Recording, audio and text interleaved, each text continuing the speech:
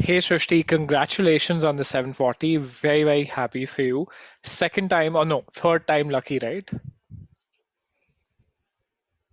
Yeah, right. Thank you so much. I owe it to you. No, no, I think it's all because of you. it's my pleasure. You're too kind. Let's talk about your journey. Let's talk about your journey before the GMAT a little bit, and then your journey to firstly a 700 on the GMAT. So Q34 and sorry, Q50 and V34. Let's talk a little bit about that. So I started with e-GMAT in January. That was after my first GMAT attempt in December. So I was waiting for my ESR for about a month. It got delayed. So I came across e-GMAT on the web itself. You guys offer free ESR analysis, right? Yeah. So I had a call with Karan from e-GMAT, and he explained the whole process to me. And he drawed insights from the ESR which were very unusual. Like I was just looking at the data which was given, but he could extract a lot much from it. And he was explaining how your company could help me get a 730 plus. So I was pretty much convinced, and I needed that kind of motivation in that time. So I subscribed for the course for about 2 months. I started with the verbal prep and the con prep. First, I completed the verbal course completely. Like I watched all the videos, the application files, and the practice questions as well. Hmm. And as per your plan, I completed the SE course first. Went on to the stage two, completed it. As soon as I started with CR, it was fine. Eventually, I got stuck on CR for about a month. So the whole of February, I was doing CR. I started with stage two. Medium quizzes were fine. And when I went on to the hard quizzes, my accuracy dropped to about 20%. So I got in touch with you and a few other experts. Like initially, it was anybody used to reply. Hmm. So they told me to do the specific files. You guys mentioned 2.4, for example, and specific files, and to repeat all the application files again. Hmm. So then also it didn't happen. So you guys asked me to read the whole explanation. What I was doing was I was looking at the questions which I got wrong, and I was looking at the answer choice which I selected wrongly. So I Hmm. wasn't reading all the other explanation given. They Hmm. asked me to read the passage analysis followed by the pre-thinking and why I got the correct option correct and the wrong option wrong if I chose it, and to read all the options and see the explanations as to, because there's a lot of luck involved. For True. example, I would spend about 2 minutes 30 seconds, end up guessing it, but I did not really take into account the fact that it was by chance that I got it correct, or maybe the thought process behind selecting the option wasn't correct. Hmm. So Hmm. that is when CR improved from about 20% to 70-80% on the hard level quizzes. Got it. So let's talk about So this a little post bit, that, right? I took an extension. Let's talk about CR, and this something that you kind of face is what a lot of students face. And to kind of improve from that 20% to 70%, which is around the 80th or the 85th percentile, you first revise all the application files, then very specifically all the files that we told you to do. Then you did that strategic review thing, why you got an answer right versus why you got it wrong, right? So I think that is one thing that you did really, really well, and that's kind of important as well. Here's an interesting thing. Scholaranium now has the feature where if you go to the explanation of a question, let's say any question, you can literally mark it over there that this was a guess.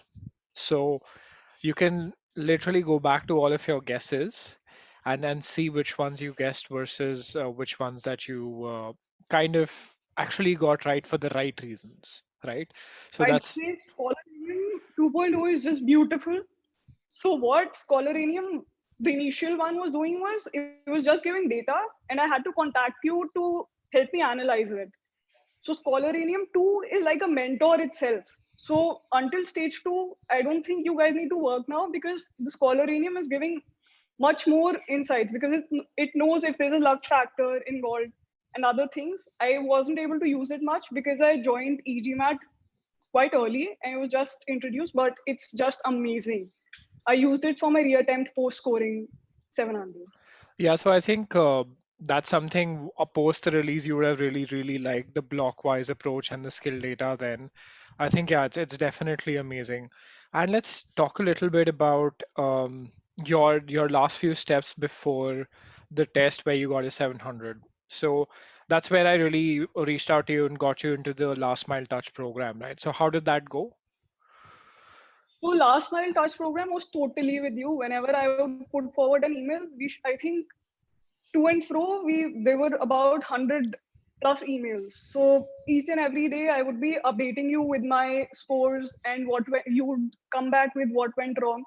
So I remember after my first mock, you recorded a video for me, which was about 6-7 minutes long, explaining me what went wrong, what was correct, but not for the right reasons, and how I should improve. And it was about a 3-4 day plan, asking me to do specific concepts on verbal and specific concepts on quant too. And I remember my first mock was about a 690, and the second mock was directly a 770.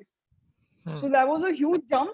Definitely there was a luck factor involved in that 770, but still I think you can pull it down to maybe a 730 or a 740. But yeah, so there was some improvement in it.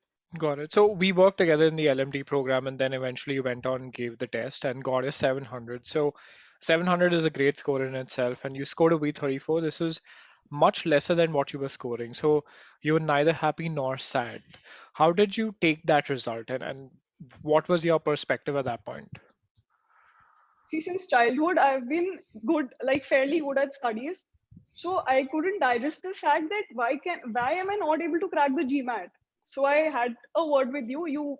We arranged a similar call, and even you weren't happy with my score. You told me that you were expecting at least a 730.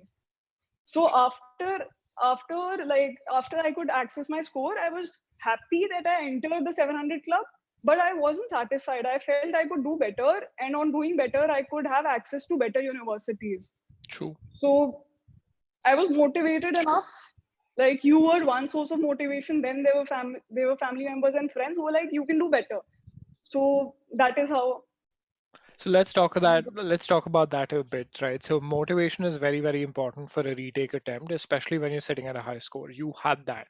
And we literally had that conversation where I said, give it 16 days. Just give it 16 days, and we're going to get you to that target score. And I do this very seldom, actually. I do it with students I know can actually get it done. And in your case, I knew because I could see that, I could see data, right? And the data told me that this person can score above like a V38 for sure.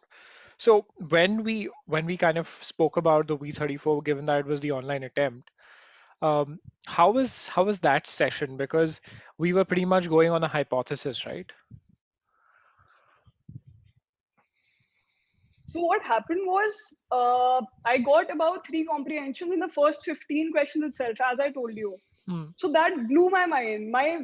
Timing matrix you suggested I should follow was gone with the wind. So I randomly started just solving the questions, and I was left.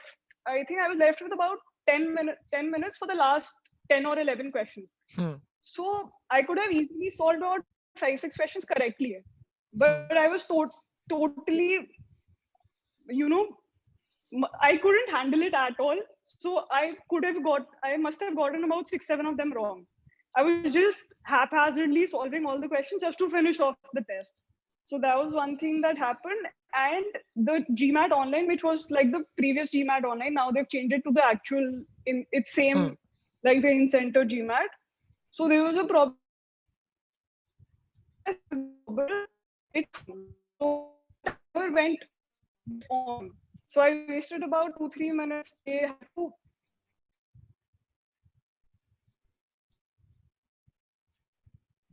Yeah, I'm here. I'm here. Oh, it was all gone. Okay, fine. So I wasted about 2-3 minutes initially. Like as soon as the test started, I solved one SC or a CR question and it hung. So they had to restart the whole test again. So and in verbal, like in quant, I had about 10 minutes extra. And in Hmm. verbal, I usually have about 1 or 2 minutes extra. So they were gone with an extra 2 minutes. So the Hmm. timing was an issue in that test totally, I feel. And that is what you told me. Right, because debunking what happens on the online GMAT is very difficult. Like it's very, very difficult because we don't have an ESR, right? And that's a talent in itself, and that's something that we develop here at e-GMAT. The other thing is that you switched up the way you attempted sections once the enhanced GMAT came in, right? So how much of a factor did that play, verbal first and then quant? Yeah, so what was happening was in the call itself, I realized you asked me if I was tired towards the end. So that struck something in me. I thought if I attempt the verbal first, it might help. So I emailed you asking if I should do it. You asked me to try. So no harm trying. So the first mock was better than the previous mocks. So you asked me to try it again. And then you were sure that this is something better for you. And the new online GMAT allows you to do that. So that was helpful for me because towards the end of verbal, like after 20 questions, I was tired. So I would just solve it just to get done with it. Hmm, And quant is my forte. So I was comfortable solving quant. In fact, like it's a thing. Like I don't even get to know that 31 questions are done. So got it. solving quant post verbal was easier. So this kind of just goes to show that if you are in a section that comes naturally to you, you rather do it second than actually doing it first because you'll soak up more energy doing a section that is difficult for you, right? So that's a very good learning, good takeaway for your retake. The second thing was we focused a lot on humanities, RC passages, and the reading exercise in your retake attempt with test readiness, obviously. Right. So talk a little bit about that hyper specific 10, 12-day plan that we had.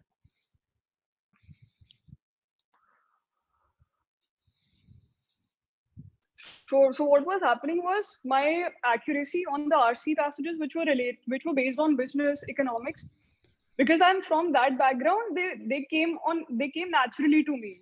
Hmm, And as soon as humanities passages used to come, I would spend about 6 7 minutes reading the passage, which you cannot afford. Like you would always mark that 17 that 8 9 minutes thing and send it to me. Like, what are you doing? So you suggested me to subscribe one newspaper. For example, I subscribed the Washington Post and to read at least 2 or 3 articles every day for about 2 weeks. I did it hmm, for a week and it really helped. And my timing on the humanities passages came in line with the other topics, the hmm. timing for the other topics. And you had a problem with inference questions, right? How did you fix that problem with inference questions for RC? That problem was solved, I think, 3 days before the actual official test I had to take. Hmm, So you sent a long email specifying all the things I'd actually watched in the videos, but I was back in Feb or March. So hmm, I was not really applying those things because my accuracy on RC was better than the other topics. So I hmm, spent a lot of time on SC and CR and I forgot what I was doing on RC to get that kind of accuracy. hmm, So that was kind of a revision and I could apply it because I was previously doing it. hmm. Got it. And let's talk about your plan, right? So how many mocks did you take for your reattempt and how many test readiness quizzes did you do? So the mocks and the test readiness quizzes were a lot for the before the first exam. Before the second exam, I think we took about 3 mocks. Two of them were official mocks, and one extra, I think it was a Kaplan or some other mock. Hmm, And you could see from the mock scores, like I attempted the first, I think it was a Kaplan mock, and I scored a V39. hmm. You were like, we can't let this bell curve drop again. You have to give it right now. So Yeah. that day itself, we both GMAT, and you were like, you're not studying too much because I studied too much, and you were like, you were tired on the day of the GMAT. So we just gave 2 mocks, and I had about 2 days for just analyzing the mock and revising my notes. It was pretty much free this time, and the official mocks were fine. Like I scored Hmm, 740 on one of the mocks and about 710 on the other. hmm. So we both of us were confident this time that it's going to be better than the previous one. Yeah, this is actually a little antithetical to what people think that you need to study much harder for the retake attempt. And I go in the opposite direction. I'm like, you've already done all the hard work. It's now just time to refine what you already know. So I think that's exactly what we did. And that's exactly what needs to be done too, right? And that's what you did really, really well. We just had a quick, 2 marks, test readiness in between, and of course, you scored a 740 at the end of it. How was your experience of the retake attempt versus the 700 attempt? So actually, they've changed the proctor also. Now Examity is doing it, so it's much better. Hmm. Whenever I faced a problem, they would pause the timer and the test would go away. You would listen to what the problem is, solve it, and then the test would continue. So you're Hmm. not stressed that my time is going away. Like you are unable to use the time you actually can. The test was not very smooth, as in it's for about 3.5 hours. It took me 5 hours to complete the test because there were some technical glitches, but it was fine. It was much better than the previous one. Hmm. Just to conclude, you improved from a V27 in December. You worked with some coaching center in Delhi to a V40 now. What do you think is the secret formula for e-GMAT success on verbal per se? I would say firstly the content. Second would be the support you guys give. It's commendable, and I haven't seen it anywhere. Like I have a lot of friends who've been preparing through different companies, but I asked another friend of mine to join e-GMAT. It's insane the kind of support you guys have. Like within 6-7 hours, whatever time I used to put forward an email, I would get a reply by the time I would wake up. I would usually do it before I would go to sleep. So Hmm. it's crazy. And the game changer for me is different for different topics. For example, in SC, the game changer for me was the meaning based approach. So previously, what I had learned was SC, I feel, is more like quant. You have a set of rules, you have to follow them, and you can crack SC. But EGMAT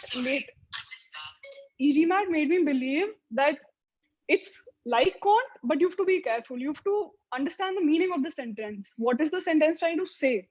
So the meaning based approach is really, really, really good, and it really helped. And for CR, a part of it was the pre-thinking process. I didn't use it for all the topics. I used it for the assumption, family questions, Hmm. assumptions, weakeners, and strengtheners.